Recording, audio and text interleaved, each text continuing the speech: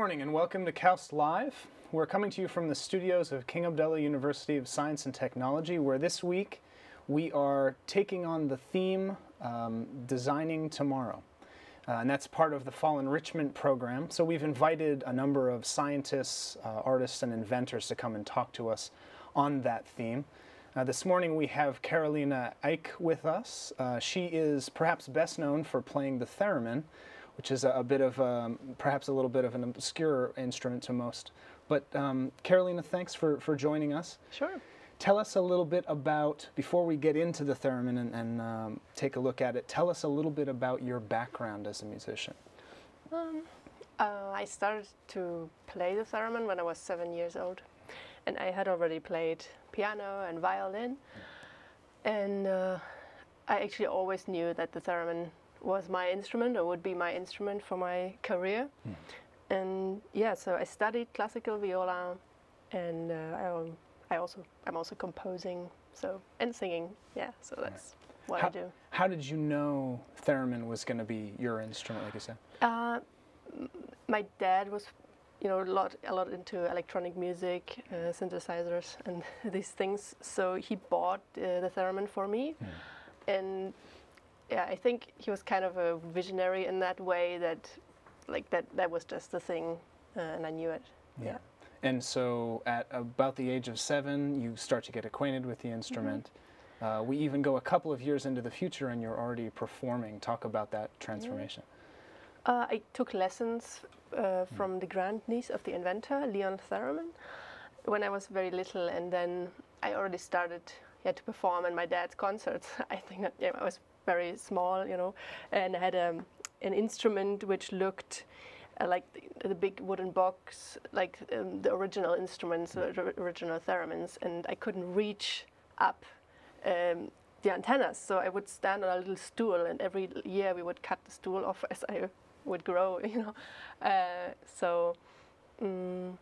yeah, and then when I was 13, around 13, I got this instrument, and it had different technical possibilities. Right. So I actually started then to develop my own playing technique to make my playing more precise. And I wrote a book about this, about the technique, and now I'm teaching also. So when you talk about technique, when you talk about technique, that's actually the playing finger technique. Yeah. So talk a little bit about that. Yeah. So I mean, maybe first, if someone doesn't know the instrument at all, we should maybe try explain a little bit. So we have a lot of electronics here inside, and we have these two antennas, which control one side we control the pitch, and on the other side we control the volume. So when I come closer here to this antenna, I can change the pitch. Actually, you can too, because you're pretty close. So the field goes around here, like on a radio antenna, like the same size. And then if I go away here, the volume will increase. So if I raise my hand here, I can play short notes and do all the articulation. And then on the pitch side, I imagine that there is an invisible string coming from the antenna, going towards my body. And when I play melodies, I only play on this string. I don't, play in any other area, because I want to make sure that I hit the right pitches. And now, so what you can do, I don't know, maybe I turn this around so you can see a little bit what's happening here. You have different knobs which you can adjust, and one knob is there to change the pitch, actually, so you can tune the instrument to your body. So normally, like in a violin class, the teacher would tune the violin for the student, right? When it's a little kid. But with the theremin, that's not possible, because the instrument reacts to your body, and everybody is different. So the player, him or herself, has to tune the instrument. So I will change this knob here. So I have the lowest note, not in front of me, but a little bit behind me. Yeah, so then I have the whole range in front of me. I play on this string, right? And now about the finger positions. So this is how we did it. We just, have the lowest note here. But that was, for me, that was not precise enough. So I thought, what do I have here in the air which can measure the air? The only thing I have is my hand. So I want to play with my hand very precisely and want to measure the air with my hand. And that means if I only move my hand from here to here, that's one hand span, I would say, like a measurement. And if I have on the first step, on the first position, I have one note, for C, for example, and then I stretch my hand out. I don't move my arm. Then I have the octave, and so I'm working with the octave as a measurement. So in between.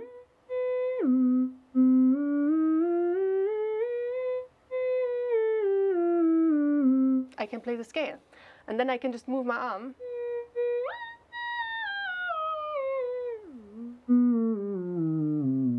and can play the scale on the whole range. That was a lot of talking. I'm sorry. No, that was excellent. That was excellent. So then I guess the question immediately becomes, is this something that you have to have perfect pitch to play? Not necessarily. I would compare this to a singer. The singer doesn't necessarily have to have perfect pitch to hit the pitches. But then, when you play with a piano, you will get the note from from your partner. Yeah. That's right. Interesting. So what types of instruments do you like to accompany then? I've seen a number of videos on YouTube where you play with an oud, you play with guitar and this sort of thing. Yeah, I think Theremin does not have a certain category, which is nice. So you can play any style of music. I mean, maybe not everything fits, but that's your own taste. So I like to play with piano, and of course with guitar and band. Organ is a nice combination. It's really, the sounds go well together, I think.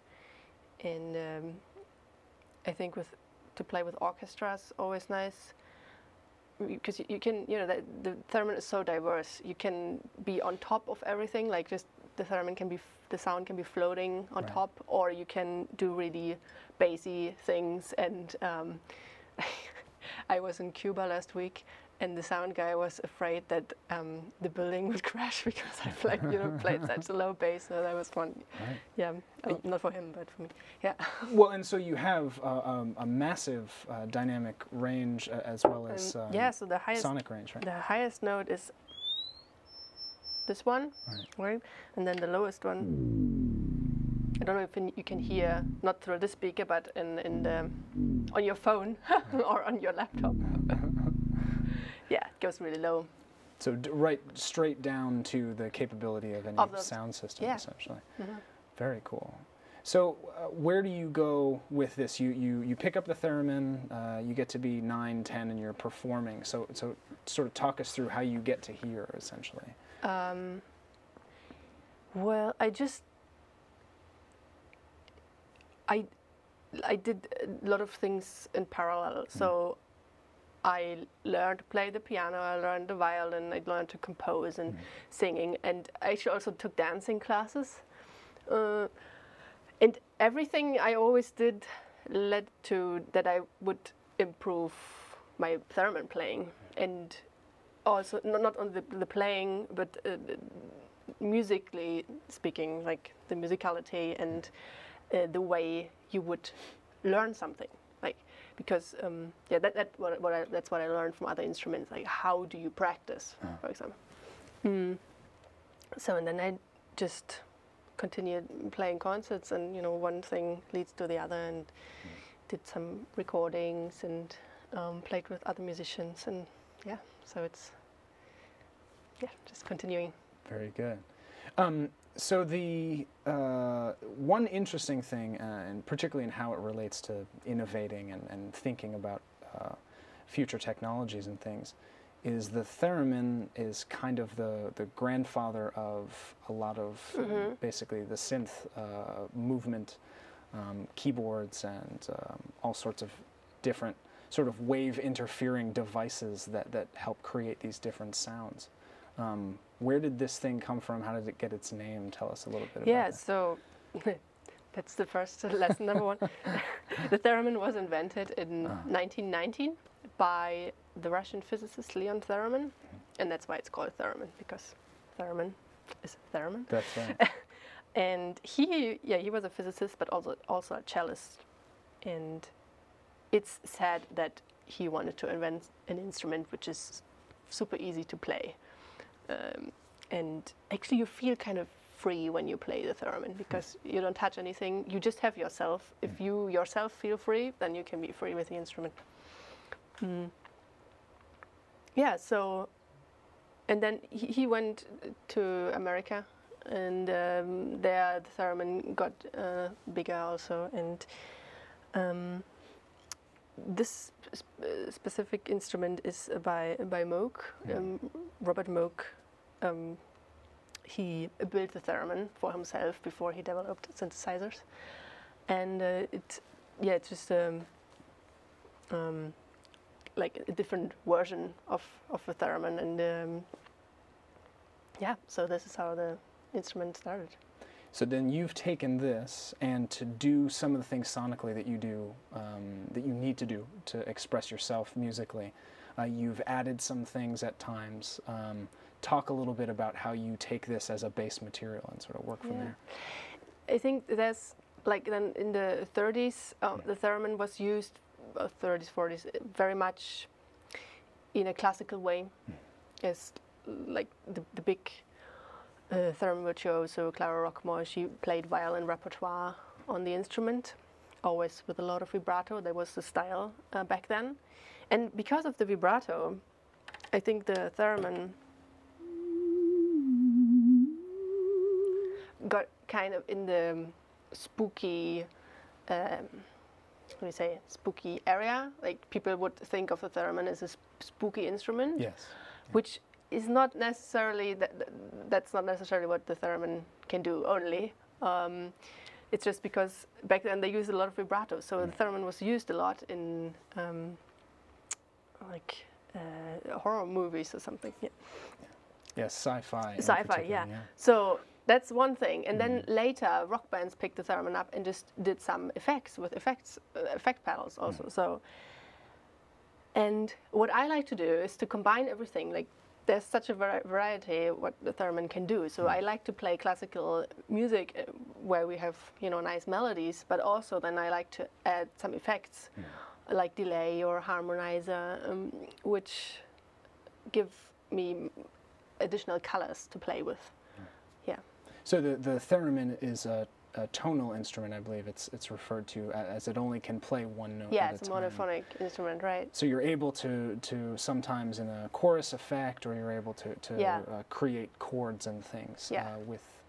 Talk a little bit about using that. Is that has that opened up new things for you? Oh, definitely. I wish I could show you. Like, just check out some videos online. I don't have my setup right now, but I love to add notes with a harmonizer, and you can play 3 notes at the same time, or with a delay you can create soundscapes. And I also use looping, so you can build up layers and be your own orchestra. Right.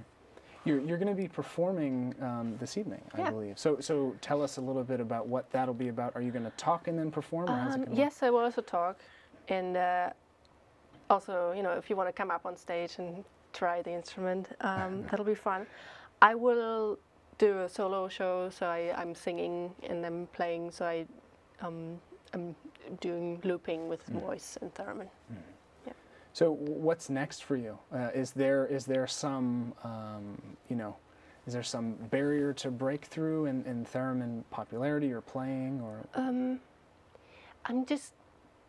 I'm writing my second book about the playing technique, and so to go more into detail with things.